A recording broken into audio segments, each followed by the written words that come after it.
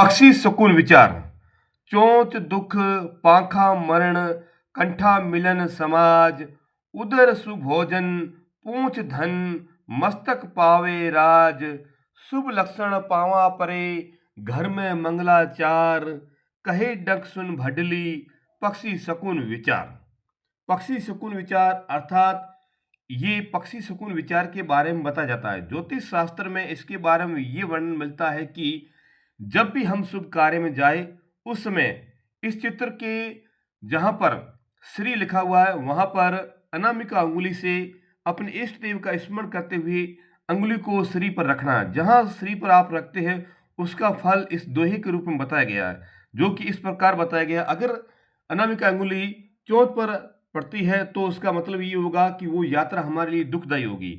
इसी प्रकार अगर पंख पर अंगुली रखते हैं तो इसका मतलब है कि वो यात्रा हमारे लिए कष्टदायी बनी रहेगी।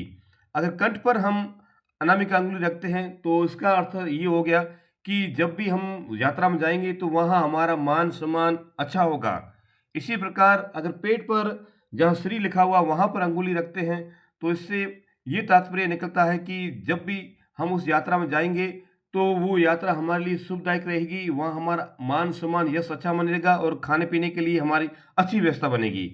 इसी प्रकार हम पूंछ पर अगर अनामिका अंगुली रखते हैं तो वहाँ हमें उस यात्रा में धन संबंधित हमारी जो भी कार्य होंगे वो सफल हो जाएंगे।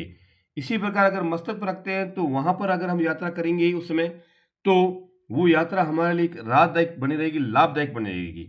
इसी प्रकार अगर पाँव पर अगर अंगुली रखते हैं तो इसका तात्पर्य ये हो गया कि वो यात्रा हमारे लिए अच्छी रहेगी, मंगलाचार रहेगी, शुभदायक रहेगी। तो इस प्रकार ये डंक ऋषि ने भडली को पक्षी शकुन विचार के बारे में बताया गया, जो कि इस प्रकार इसका वर्णन ज्योतिष शास्त्र में बताया गया है। तो शेयर व फॉलो अवश्य करें। राधे राधे, जय श्री कृष्णा।